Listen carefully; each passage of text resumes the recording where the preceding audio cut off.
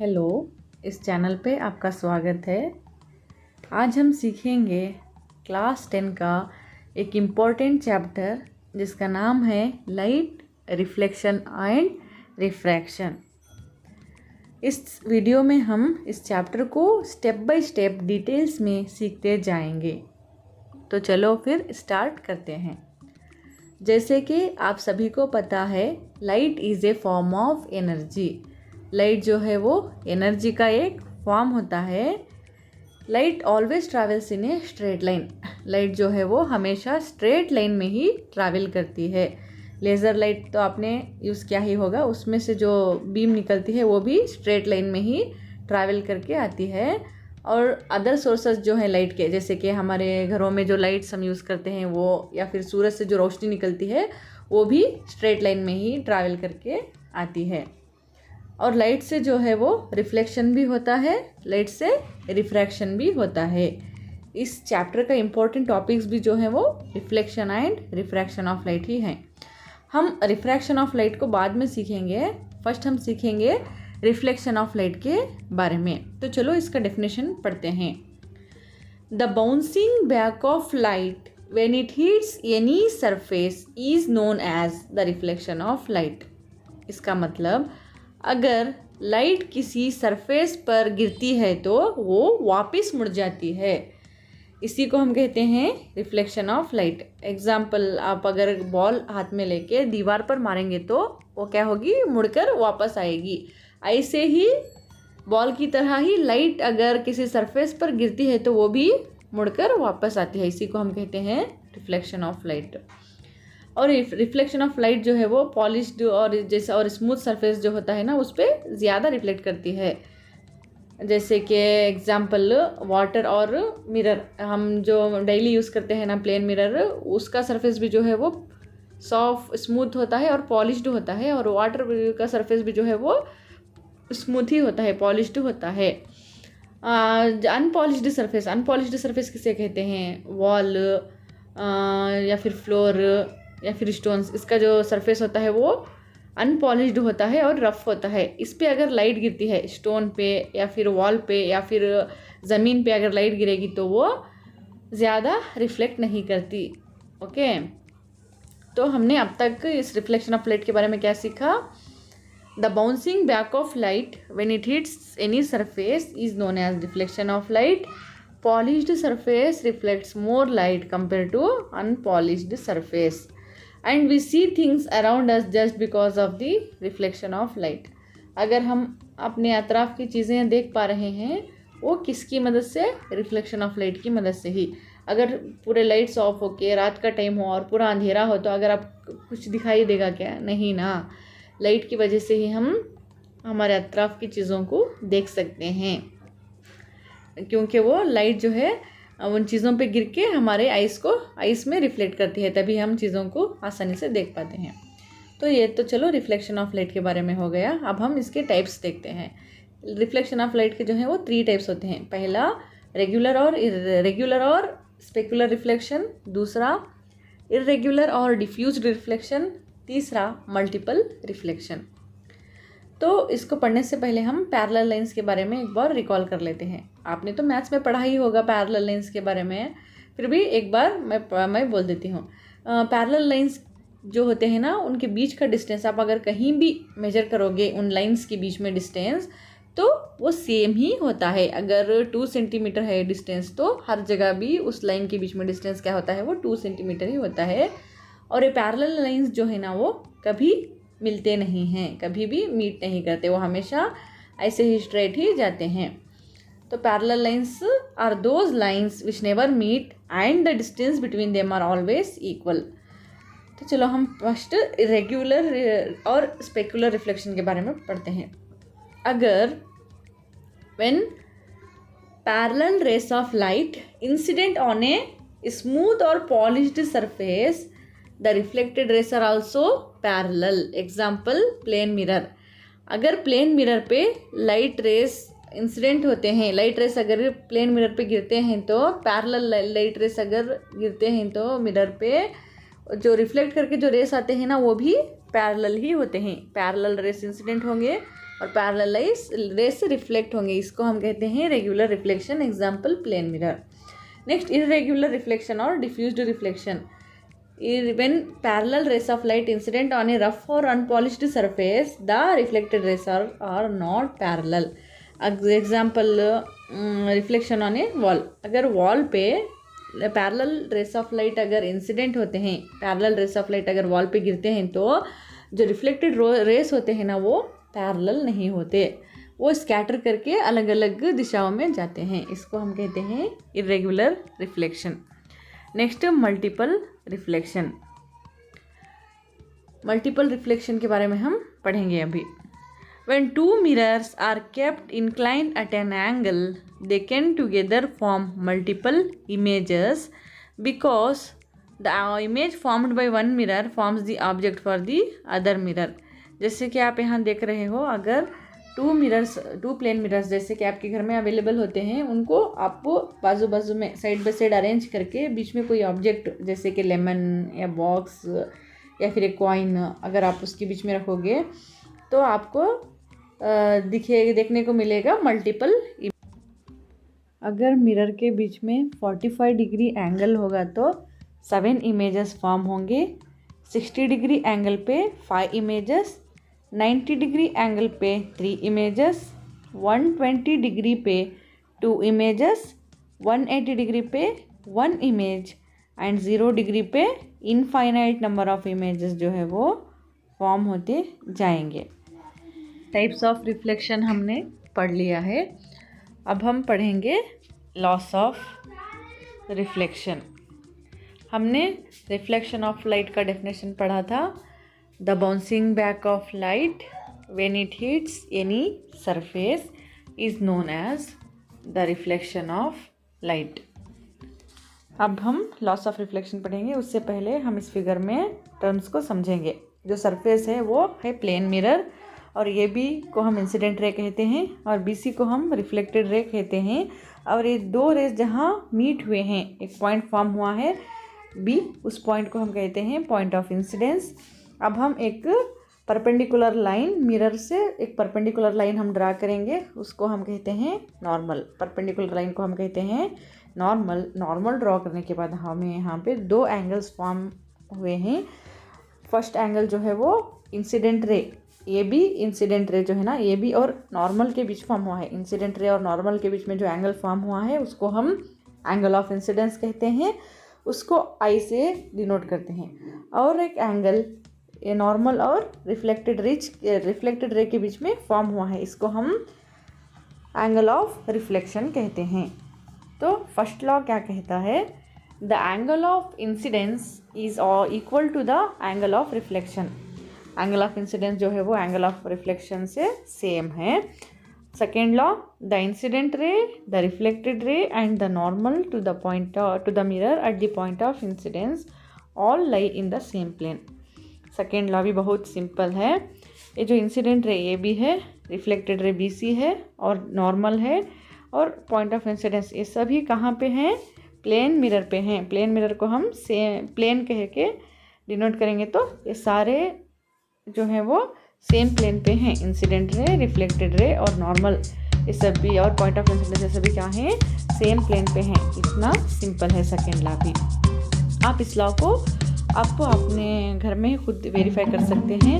इसके लिए आपको चाहिए एक प्लेन मिरर, एक शीट ऑफ पेपर, एक प्रोट्रैक्टर और एक लेज़र लाइट। आप अलग अलग एंगल्स पे अगर लेज़र लाइट की बीम को आप इंसिडेंट करेंगे तो आपको रिफ्लेक्टेड रे सेम एंगल पे ही आएगा। आप अलग अलग जगह पे एंगल मेजर करके देख सकते हो। इंसिडेंट एंगल जो है वो रिफ्लेक्टेड एंगल से सेम होता है। Angle of incidence always equal to angle of reflection, और इंसिडेंट रे, रिफ्लेक्टेड रे और नॉर्मल सभी जो है वो सेम प्लेन पे होते हैं। यहाँ सेम प्लेन कौन सा है? Plane mirror.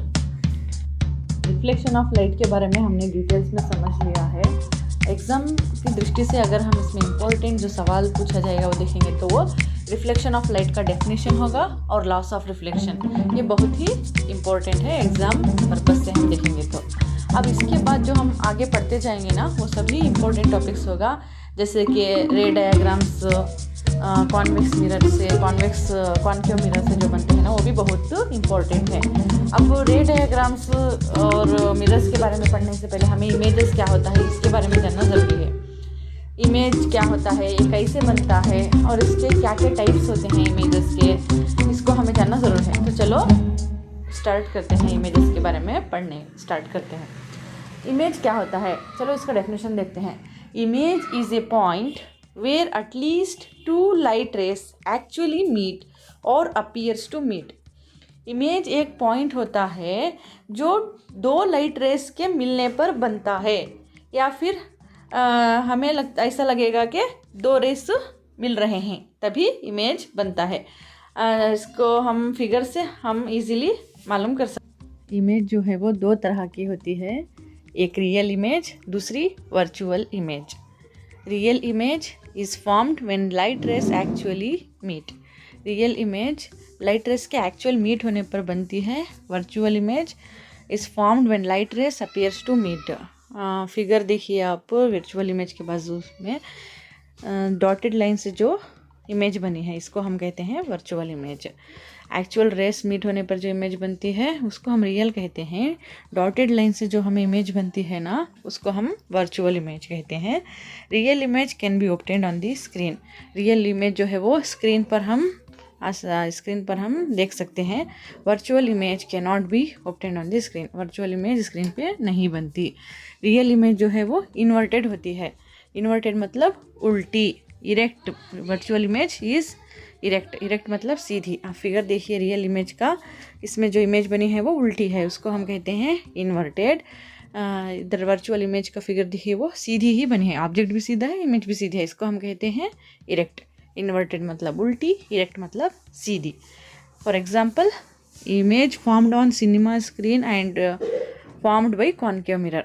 जो सिनेमा स्क्रीन पे इमेज फॉर्म होती है या फिर कॉन्केव मिरर पे जो इमेज फॉर्म होती है वो होती है रियल इमेज। और वर्चुअल इमेज का example, image formed by plane mirror और convex mirror.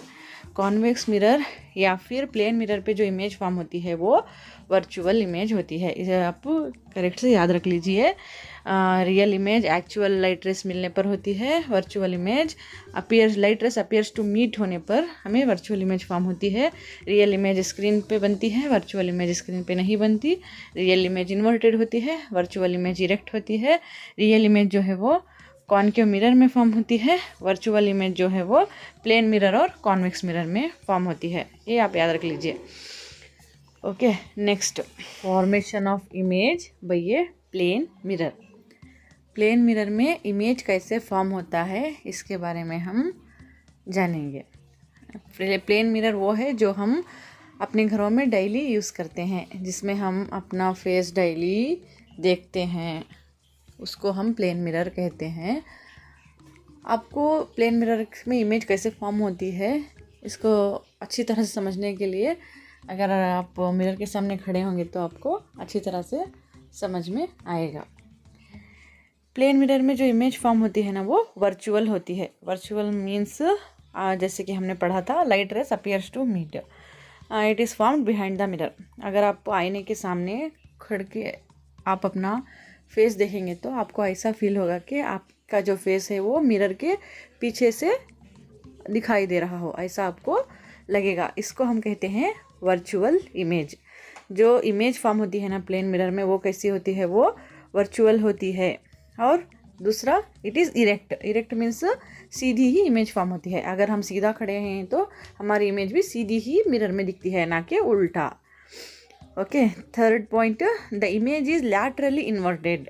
Laterally inverted means it is reverse from left to right and right to left. For example, हमारी जो राइट ईयर है वो मिरर में हमें left side दिखेगा और हमारा जो लेफ़्ट ईयर है वो मिरर में हमें राइट में दिखेगा। इसको हम कहते हैं laterally inverted. It means it is reversed from left to right.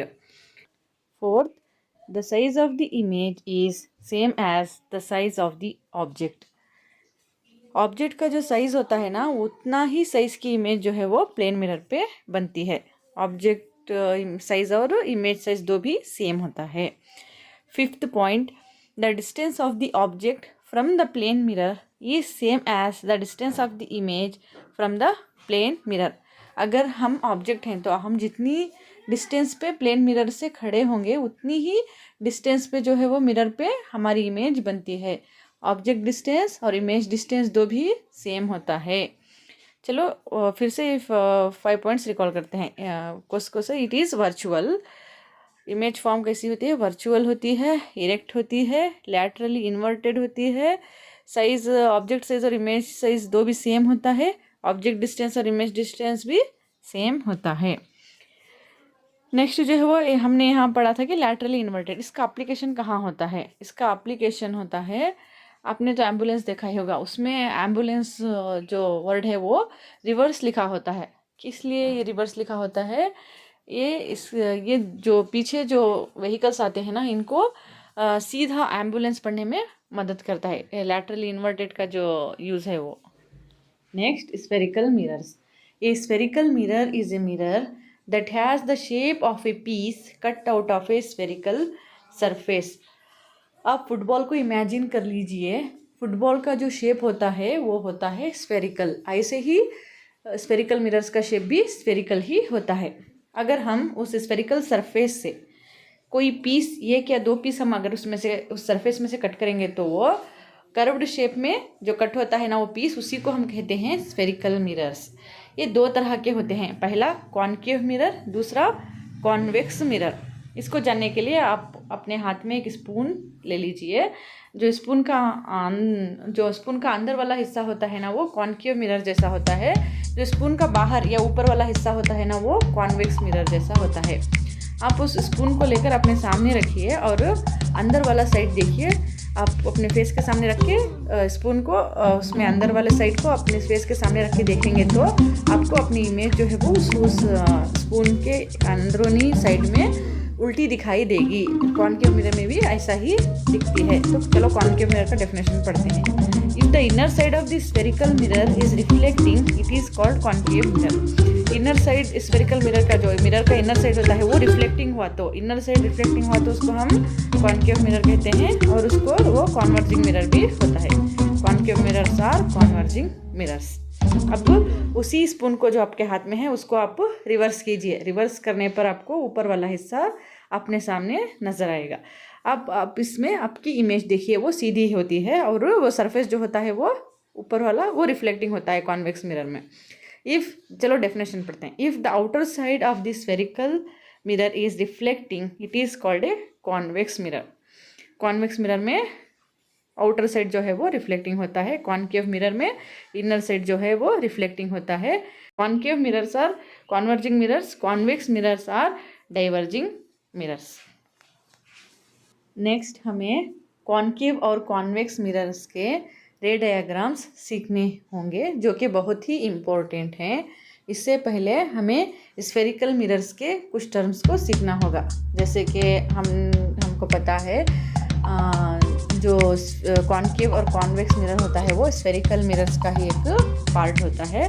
तो चलो इसके टर्म्स को जानते हैं। फर्स्ट जो है वो सेंटर ऑफ कर्वेचर, इसको सी से डिनोट किया जाता है। आप फिगर में देख सकते हो C. It is the centre of the sphere of which the spherical mirror is made. Sphere का जो सेंटर होता है उसी को सेंटर ऑफ कर्वेचर कहते हैं, इसको सी से डिनोट करते हैं। Next, radius of curvature. Radius of curvature को आर से डिनोट करते हैं। It is the distance between the pole and the centre of the curvature. Mirror का जो पोल होता है वो और सेंटर ऑफ द मिरर जो होता है उसके बीच का डिस्टेंस जो होता है वो ही रेडियस ऑफ कर्वेचर होता है। आप फिगर में देखिए आर से डिनोट किया हुआ है। Distance between pole and centre of curvature is known as radius of curvature. Next, principal axis. The imaginary line passes through the optical center and the center of curvature of any lens or a spherical mirror। जो optical centre और centre of curvature से जो line पास हुई है उसी को हम principal axis कहते हैं। यहाँ आप देख सकते हो फिगर में प्रिंसिपल एक्सिस लिखा हुआ है, वही लाइन को हम प्रिंसिपल एक्सिस कहते हैं। Fourth, pole, the mid point of the spherical mirror. Spherical mirror मतलब यहाँ कर्व्ड मिरर जो होता है ना उसका मिड पॉइंट जो होता है उसी को हम कहते हैं पोल। पोल को पी से डिनोट किया जाता है। आप फिगर में देखिए P जो है वो मिड पॉइंट मिरर का वही पोल है। Next fifth aperture.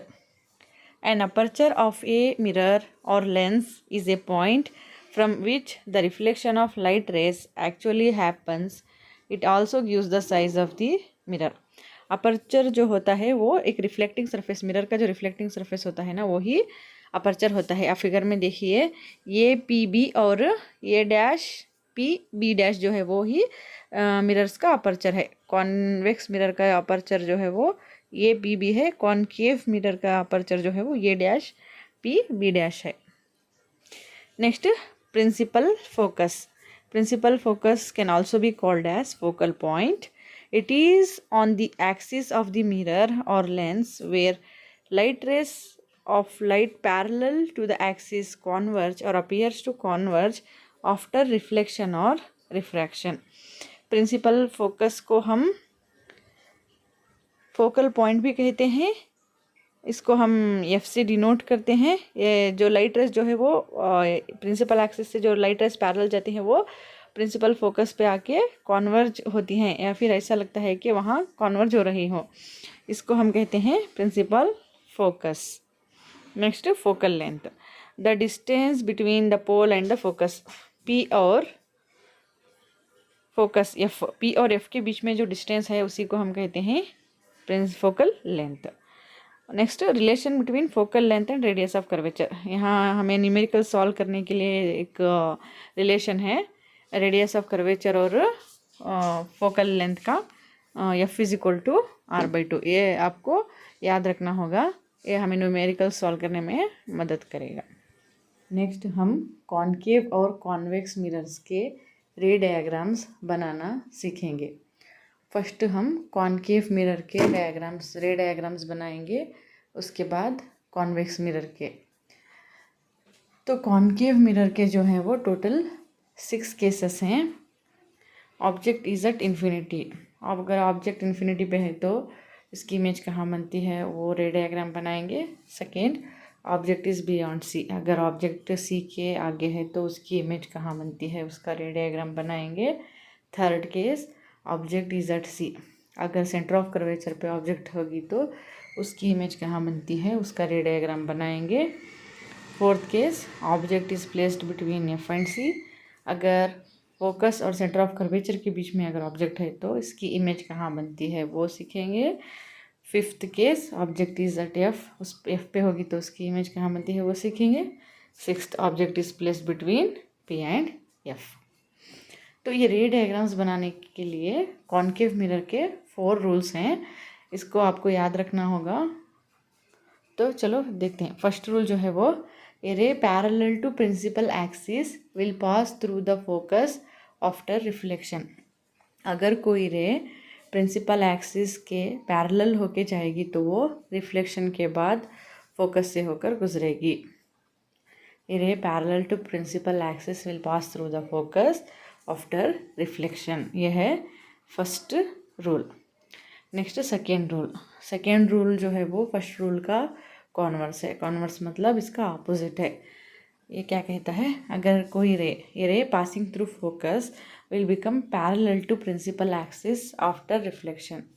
First rule का उल्टा, अगर कोई रे फोकस से होकर गुजरती है तो वो रिफ्लेक्शन के बाद प्रिंसिपल एक्सिस से पैरेलल होकर जाएगी। रे passing through focus will become parallel to principal axis after reflection।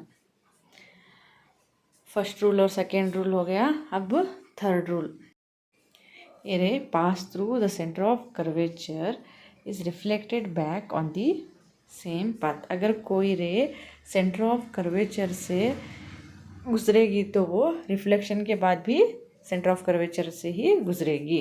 Incident ray भी सेंटर ऑफ कर्वेचर से ही जाएगी, रिफ्लेक्टेड रे भी सेंटर ऑफ कर्वेचर से ही जाएगी। ये 3 रूल्स जो है वो बहुत ही इंपॉर्टेंट है। हम रे डायग्राम्स में 3 रूल ही ज़्यादा यूज़ करते हैं। Next fourth rule,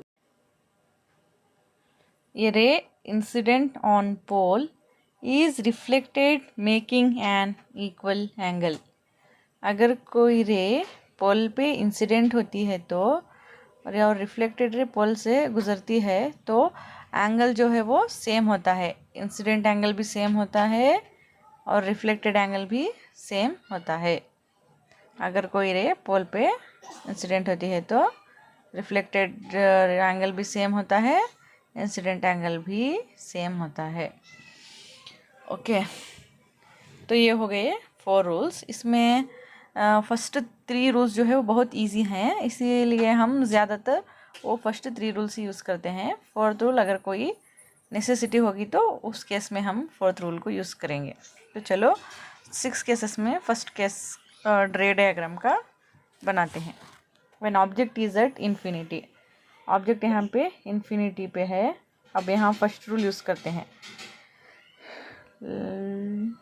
When a ray parallel to principal axis will pass through the focus after reflection. Okay, अब यहाँ देखिए 2 रे जहाँ पे मीट होते हैं वहीं पे इमेज बनता है। यहाँ 2 रेज जो हैं वो फोकस पे मीट हुए हैं तो फोकस पे ही इमेज बनेगी। अब चलो इमेज का नेचर कैसा है, पोजीशन, साइज देखते हैं। तो इमेज का पोजीशन जो है वो फोकस पे है, अट फोकस कैपिटल F। साइज जो है वो हाईली डिमिनिश्ड, डिमिनिश्ड मतलब छोटा, हाईली डिमिनिश्ड मतलब बहुत छोटी इमेज बनी है। नेचर जो है इसका रियल है और इन्वर्टेड है। रियल 2 रेस मीट होने पे बनी है इसीलिए रियल, उल्टी है इसीलिए इसको इन्वर्टेड कहते हैं। ये हो गया फर्स्ट केस। अब चलो नेक्स्ट केस देखते हैं।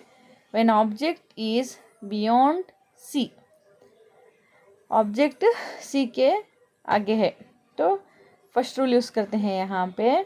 When a ray parallel to principal axis will pass through the focus after reflection. और एक third rule, the ray which pass through the centre of curvature will reflected back on the same path. अगर कोई रे centre of curvature से जाती है तो वो सेम पाथ से रिफ्लेक्ट करती है। अब देखिए, अभी 2 रेस जहाँ 2 रिफ्लेक्टेड रेस जहाँ मीट हुए ही वहीं पे इमेज बनती है। यहाँ हम टॉप से ही रेस लिए हैं तो इमेज भी जो है वो टॉप से ही, हम रे जो मीट होते हैं ना वो वहाँ टॉप जो है ऑब्जेक्ट का वही हमें बनाना पड़ेगा। ओके, चलो ये इमेज की पोजीशन कहाँ पे बनी है, between F and C। Size जो है वो डिमिनिश्ड मतलब छोटा है, ऑब्जेक्ट बड़ा है, इमेज जो है छोटा है। नेचर रियल है और इन्वर्टेड है। Third case, object is at C। First rule use करते हैं। The ray which is parallel to the principal axis will pass through the focus after reflection. Second rule इसका उल्टा, the ray which pass through the focus will be parallel to principal axis after reflection. 2 points meet हुए हैं, 2 lines meet हुए हैं, वहाँ पे image बनी है, C पर ही इमेज बनी है। तो पोजीशन जो है वो at C, size same as the object. Size जो है वो ऑब्जेक्ट का और इमेज का 2 भी सेम है। नेचर जो है वो रियल है। रियल क्यों, 2 लाइंस के मीट होने पर बनी है इसीलिए रियल। इन्वर्टेड रिवर्स बनी है मतलब उल्टी बनी है इसीलिए inverted. Okay, next fourth case, when object is between F and C।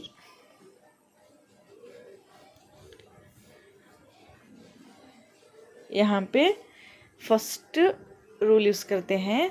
The ray which is parallel to principal axis will pass through the focus after reflection.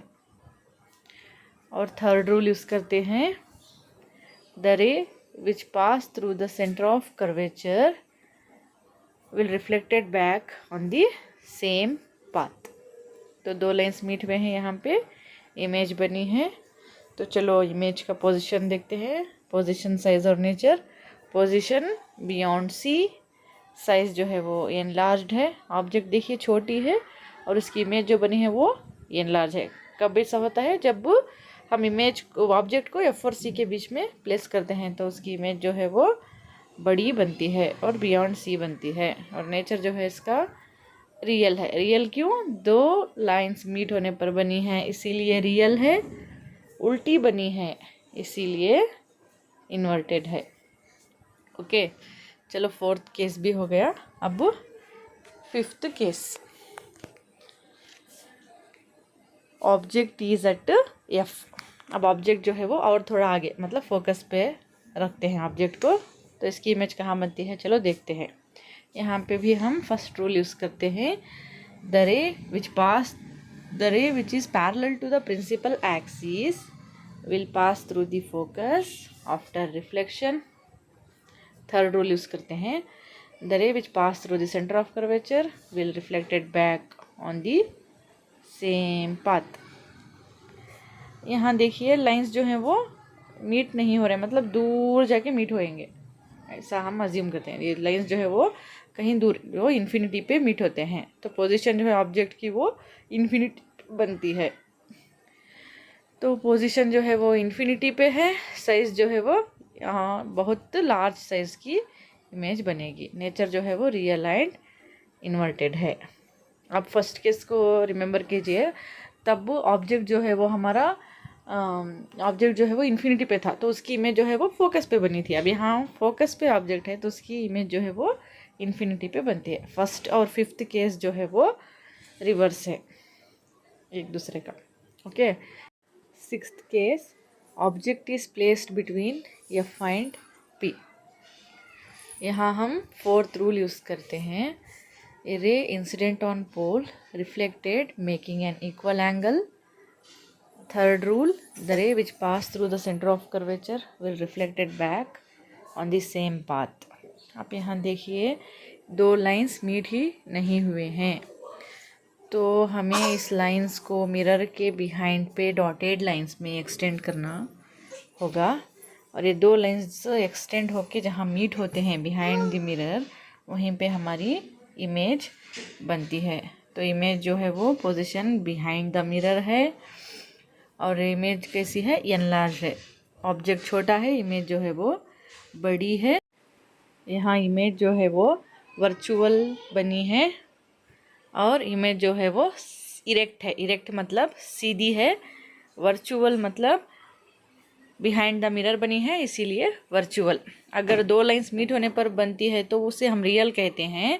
अगर दो लाइंस मतलब डॉटेड लाइन से और बिहाइंड द मिरर जो बनती है उसे हम वर्चुअल इमेज कहते हैं। फर्स्ट 5 केस में जो है वो कॉन्केव मिरर के फर्स्ट 5 केसेस में इमेज जो है वो रियल और इन्वर्टेड होती है। ओनली 6 केस में इमेज जो है वो वर्चुअल और इरेक्ट होती है। अब आप यहाँ देखिए टोटल 6 केस हैं, और उसमें टेबल में जो है वो ऑब्जेक्ट का पोजीशन, इमेज का position, size of the image, nature of the image है। अगर इसको आपको रिवीजन के लिए ग्लांस करने होगा तो बहुत आसानी होगी, आप इसका स्क्रीनशॉट लेके रख लीजिए। तो इसमें भी मैं आपको कुछ बातें बताऊंगी। तो यहाँ टोटल 6 केस के रे डायग्राम्स हैं। इसमें आप फर्स्ट और फिफ्थ केस को ऑब्जर्व कीजिए। फर्स्ट और fifth, object is at infinity और object is at F.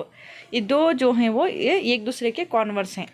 First में देखिए ऑब्जेक्ट इन्फिनिटी पर है तो उसकी इमेज फोकस पर बनी है। फिफ्थ केस में ऑब्जेक्ट जो है वो फोकस पे है, इमेज उसकी जो है वो इन्फिनिटी पे बनी है। ऐसे ही सेकेंड और fourth case, second object is beyond C, fourth object place between F and C. तो सेकेंड केस में ऑब्जेक्ट बियॉन्ड सी पे है और उसकी इमेज जो है वो एफ एंड सी के बीच में बनी है, और फोर्थ केस में ऑब्जेक्ट जो है वो एफ एंड सी के बीच में है, उसकी इमेज जो है वो बियॉन्ड सी बनी है। तो फर्स्ट और फिफ्थ केस एक दूसरे के कॉन्वर्स हैं, सेकेंड और फोर्थ केस जो है वो एक दूसरे के कॉन्वर्स हैं। लास्ट सिक्स्थ केस में जो है वो इमेज बिहाइंड द मिरर बनती है। अब वो टेबल को भी आप एक बार पढ़ लीजिए पॉज करके। तो next, uses of concave mirror. First used in torches, searchlights and vehicles headlights to get powerful parallel beam of light. Torches में जो हम टॉर्चेस यूज़ करते हैं उसमें कॉन्केव मिरर का यूज़ होता है। सर्च लाइट्स में भी यूज़ होता है। व्हीकल्स के हेडलाइट्स में भी कॉन्केव मिरर का ही यूज़ होता है। Second, concave mirrors are used by dentist to see large image of teeth of patients.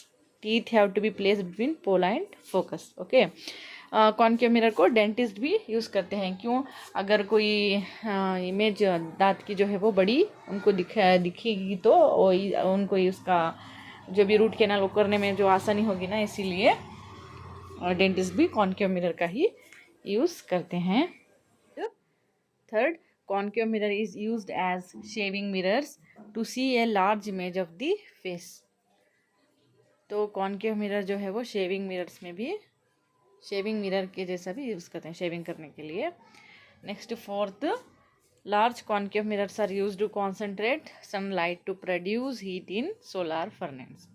Solar furnace में भी कॉन्केव मिरर यूज़ होता है। Okay, used in torches, search lights, vehicle headlights, by dentist, by shaving mirror, in solar furnace. ये सब concave mirror के uses हैं। Okay, next, अभी ray diagram for convex mirror. Concave mirror के हमने rules और रे डायग्राम्स को सीख लिया और उसके यूजेस भी पढ़ लिए। अब बचा कॉन्वेक्स मिरर है। इसमें तो दो ही केस होते हैं इसके रे डायग्राम में, और इसके भी रूल्स होते हैं सिमिलर टू कॉन्केव मिरर ही होते हैं इसके रूल्स भी। चलो देखते हैं। तो फर्स्ट रूल जो है वो, ये ray of light passing parallel to the principal axis of a convex mirror appears to be coming from its principal focus after reflection from the mirror. Next, note all rays behind the convex mirror shall be shown with the dotted lines. तो same वैसा ही, but यहाँ पे जो है वो ये रे, कोई भी रे अगर प्रिंसिपल एक्सिस से पैरेलल जाएगी तो वो रिफ्लेक्ट होने के बाद फोकस से आ रही होगी, ऐसा हमें लगेगा।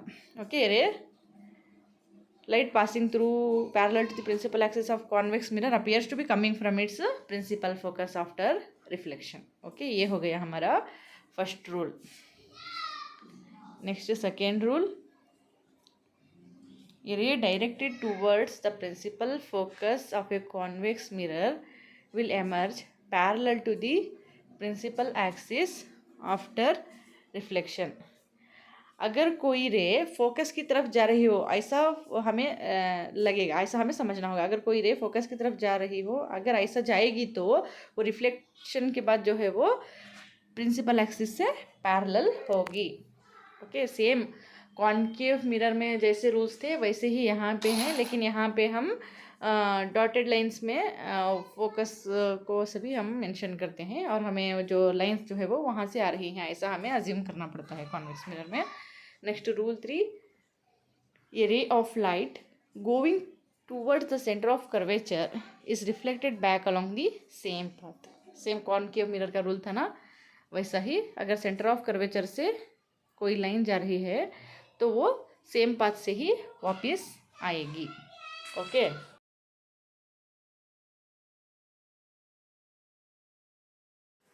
कॉन्वेक्स मिरर में 3 रूल्स ही काफ़ी हैं। ये 3 रूल्स जो हैं वो कॉन्केव मिरर के 3 रूल्स जो हैं उससे ही सिमिलर हैं। बस कॉन्केव मिरर जो है वो कॉन्वर्जिंग मिरर है, कॉन्वेक्स मिरर जो है वो डाइवर्जिंग मिरर है।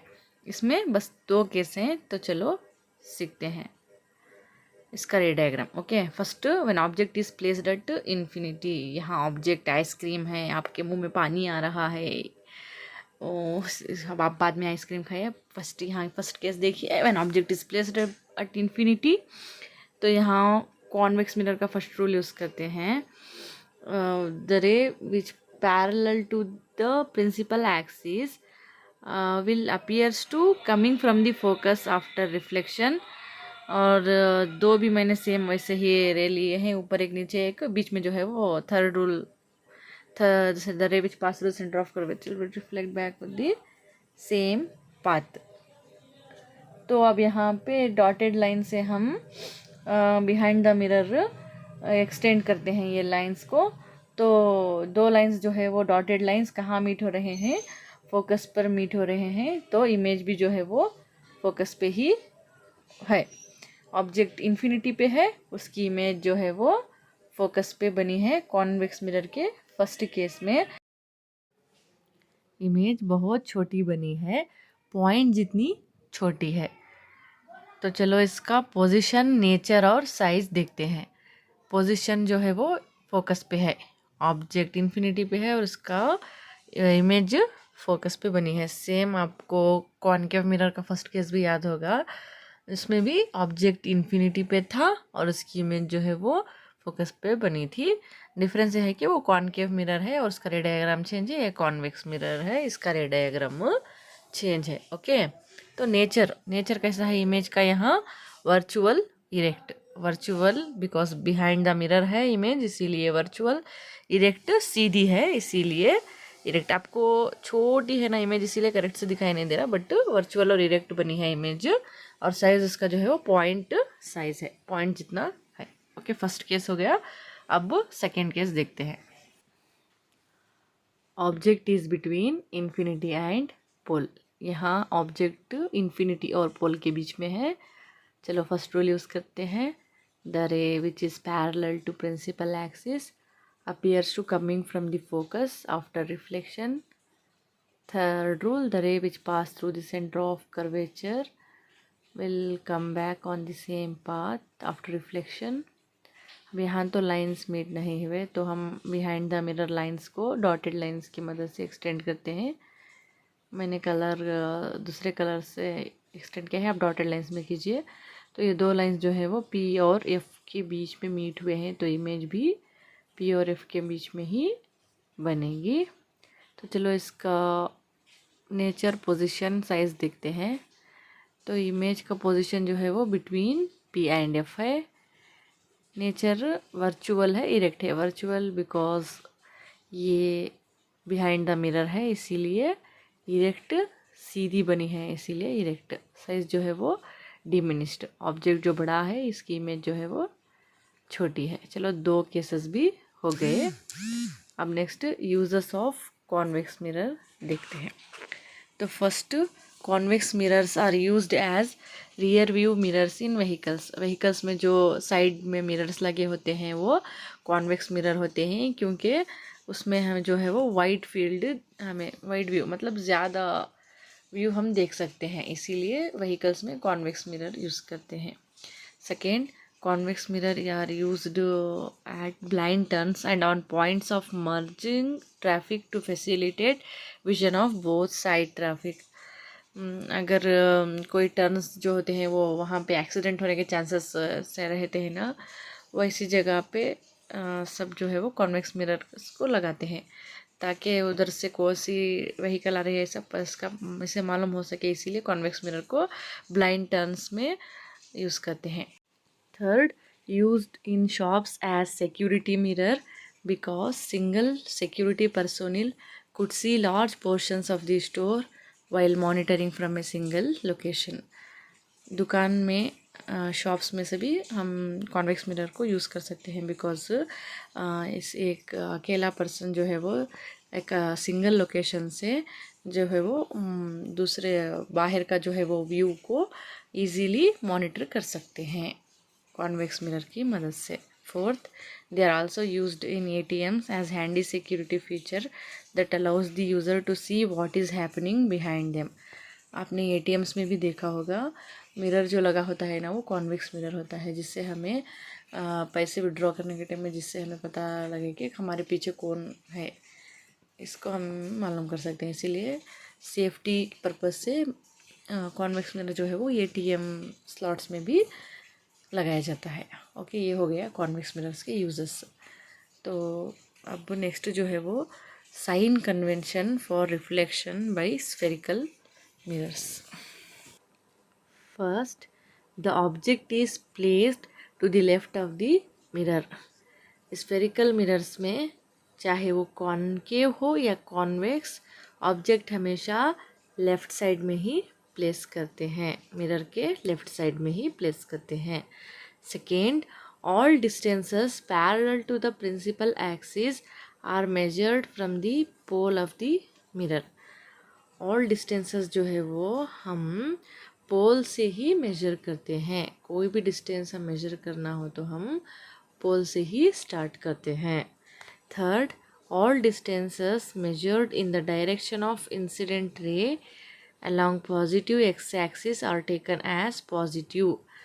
इंसिडेंट रे के डायरेक्शन में जो भी डिस्टेंस हम मेजर करते हैं उसको हम पॉजिटिव लेते हैं, and those measured against the direction of incident ray along negative X axis are taken as negative.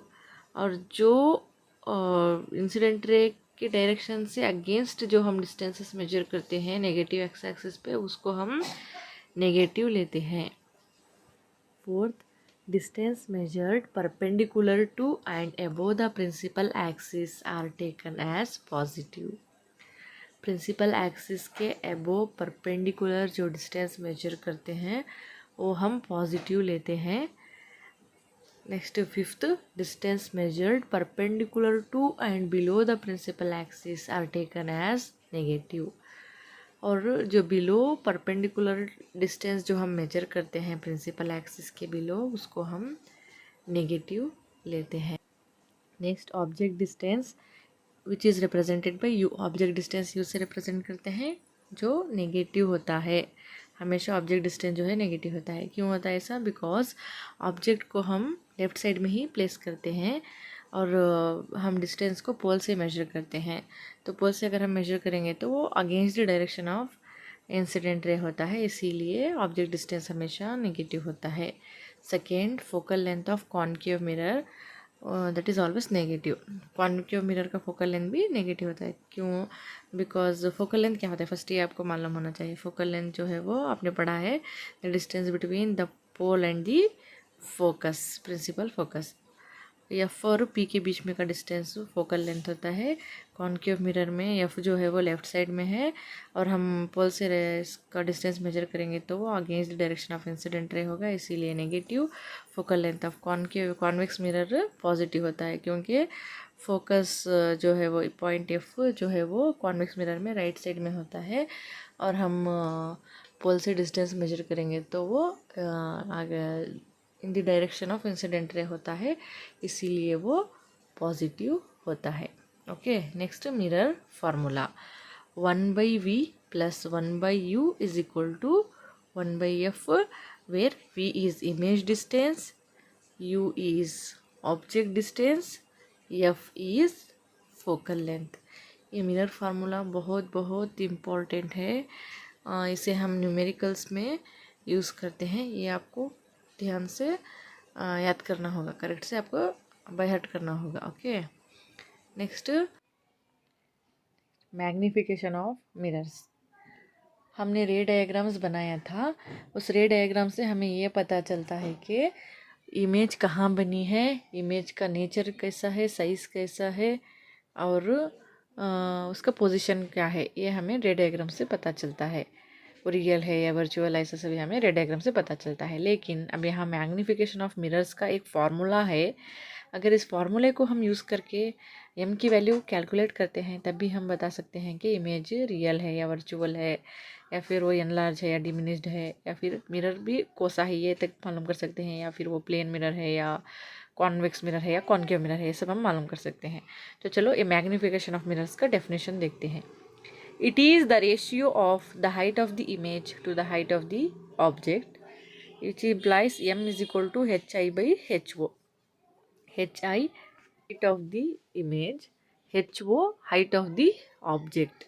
अगर हाइट दी हुई है तो आप m is equal to hi by ho use कर सकते हैं फार्मूला।